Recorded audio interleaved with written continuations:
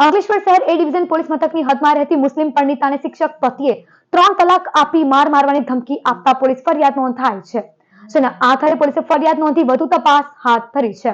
અંકલેશ્વર શહેર એ division police મથકની હદમાં આવેલ એક ગામમાં રહેતી પીડિતાના લગ્ન મુસ્લિમ રીતિ રિવાજ મુજબ ઓલપાડની બાગી મદીનાના રહેતા ઇરફાન હુસૈન સિકંદન શેખ સાથે થયા હતા. લગ્ન જીવન દરમિયાન દંપતીને 2 સંતાનોનું સુખ મળ્યું હતું, પરંતુ ઓલપાડ ગામના શેરડી ગામે પ્રાથમિક શાળામાં શિક્ષક તરીકે ફરજ બજાવતા ઇરફાન શેખે પત્ની પર આડા સંબંધ બાબતે ખોટી શંકા રાખી અવારનવાર ધમકીઓ આપી ઘરની બહાર કાઢી મૂકતા હતા. પતિના માનસિક ત્રાસથી કંટાળેલ મહિલા પિયરમાં આવી હતી. પરણિતાના સંબંધીઓ મહિલાને ફરી સાસરીમાં મૂકવા આવ્યા હતા. જે સમયે પતિએ બધાની વચ્ચે મારી તેને રાખવી નથી બોલી 3 વાર તલાક કહી તલાક આપી દીધા હતા અને મહિલાને સ્વીકારવાની ના પાડી દીધી હતી. માનસિક ત્રાસ આપતા પતિ વિરુદ્ધ મહિલાએ અંકલેશ્વર શહેર એ ડિવિઝન મથકે ફરિયાદ નોંધાવી હતી. અંકલેશ્વર એ ડિવિઝન પોલીસે મુસ્લિમ મહિલા લગ્ન અધિકારોનું રક્ષણ અધિનિયમ હેઠળ ગુનો નોંધી તપાસ શરૂ કરી છે. મારા મેરેજ ઇરફાન હુસૈન સાથે તારીખ 10/5/2014ના રોજ 2004ના રોજ થયા હતા. પહેલાં મેં બહુ સારી રીતે રહેતા હતા. મારે 2 બાળકો છે. એમાં એક બાબી છે મોટી અરફિયા, જેની ઉંમર 13 વર્ષની છે, અને એક નાનો બાબો છે જેની ઉંમર 5 વર્ષની છે. અમે 2018થી ઓલપાડ રહીએ છીએ.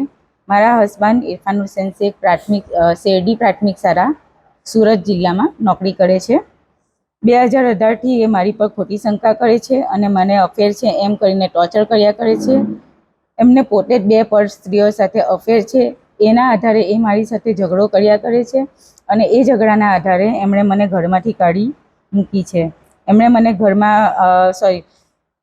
એ મને લડાઈ ઝઘડો કર્યા કરે છે અને મને રાખવાની ના પાડે છે.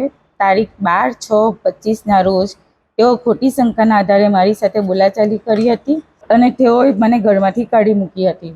તે પછી હું મારી મમ્મીના ઘરે જૂના દીવા આવી ગઈ હતી. 2 દિવસ પછી મારા મમ્મી, મારા મામી અને મારા મામાનો છોકરો એ 3 મૂકવા આવ્યા હતા.